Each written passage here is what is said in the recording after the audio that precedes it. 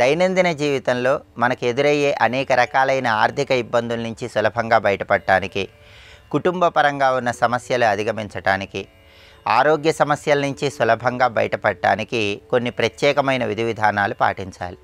వృత్తి, ఉద్యోగ, వ్యాపార రంగాల్లో విశేషంగా రాణించటానికి, గ్రహపరంగా గ్రహాలు కలిసి రావటానికి, గ్రహదోష తీవ్రతను తగ్గింపజేసుకోవటానికి, గృహంలో సంతోషకరమైనటువంటి వాతావరణం వెల్లివిరియటానికి, గృహంలో ఉన్నటువంటి వాస్తు దోషాలను తొలగింపజేసుకోవటానికి కూడా కొన్ని ప్రత్యేకమైన విధి విధానాలు పాటించాలి. కాబట్టి గ్రహపరంగా, గృహపరంగా అన్ని రకాలుగా సమస్త శుభాలను సిద్ధింపజేసుకోవటానికి ఎలాంటి ప్రత్యేకమైన విధి విధానాలు పాటించాలో శుభం లాభం అనే శీర్షికన పరిశీలిద్దాం. జ్యోతిష శాస్త్రపరంగా కొన్ని ప్రత్యేకమైన దోషాలు జాతక చక్రంలో ఉన్నప్పుడు ఎంత సంపాదించినా ధనం ఖర్చయిపోతూ ఉంటుంది. వృత్తిపరంగా ఎదుగుదల ఆలస్యమవుతూ ఉంటుంది. అలాగే కుటుంబంలో సమస్యలు ఉంటూ ఉంటాయి. వాటిలో ముఖ్యమైనది కేమద్రుమ దోషం. జాతకంలో కేమద్రుమ దోషం ఉన్నప్పుడు ఎన్ని ఊళ్ళు తిరిగినా, ఎక్కడికి వెళ్ళినా సంపాదించిన ధనం ఖర్చయిపోవటం, వృత్తిపరంగా ఎదుగుదల లేకపోవటం ఇవన్నీ జరుగుతూ ఉంటాయి. ఈ కేమద్రుమ దోషం నుంచి బయటపడటానికి ఎలాంటి సులభమైన పరిహారాలు పాటించాలో నేటి శుభం లాభం అనే శీర్షికన పరిశీలిద్దాం. ఎవరికైనా జాతక చక్రంలో వ్యయస్థానంలో ఎక్కువ గ్రహాలు ఉన్నట్లయితే ఖర్చులు ఎక్కువ ఉంటాయి. సంపాదించిన ధనం నిలబడదు. వృత్తిపరంగా కలిసి రాదు. బంధువుల వల్ల, మిత్రుల వల్ల ఇబ్బందులు ఎదురవుతూ ఉంటాయి. దీన్ని కేమద్రుమ దోషం అంటారు. ఇలాంటి దోషం జాతకంలో ఉన్నప్పుడు, ఈ సమస్యలు ఎదుర్కొంటున్నప్పుడు వాటి నుంచి బయటపడటానికి కొన్ని విధి విధానాలు పాటించాలి.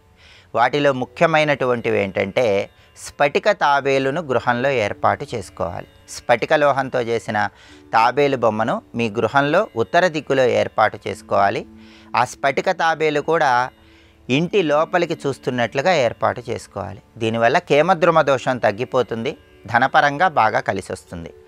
అలాగే ఆర్థిక ఇబ్బందులున్నా, కుటుంబంలో సమస్యలున్నా అవన్నీ తొలగింపజేసుకోవాలంటే ప్రధానంగా సోమవారం పూట 1 కేజీ బియ్యము తెల్లటి వస్త్రంలో మూటగట్టి పారే నీళ్ళల్లో విడిచిపెట్టాలి.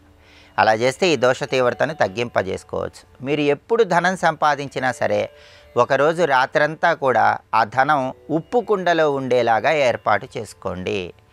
మర్నాడు ఆ ధనం తీసి మీ ఖర్చులకు వినియోగించుకోండి. దానివల్ల ఈ దోష తీవ్రత తగ్గుతుంది. సంపాదించిన ధనం నిలబడుతుంది.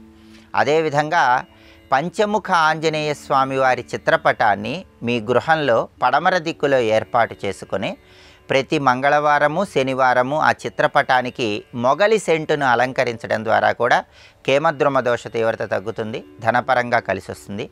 అలాగే కొన్ని ప్రత్యేకమైనటువంటి దేవతా వృక్షాలు, రావి చెట్టు, మర్రి చెట్టు, వేప చెట్టు, అశోక చెట్టు, మేడి చెట్టు, ఈ చెట్లకి వేరే చెట్టు మొక్కలు కొన్ని మొలుస్తూ ఉంటాయి. వాటిని బదనికలు అనే పేరుతో పిలుస్తారు.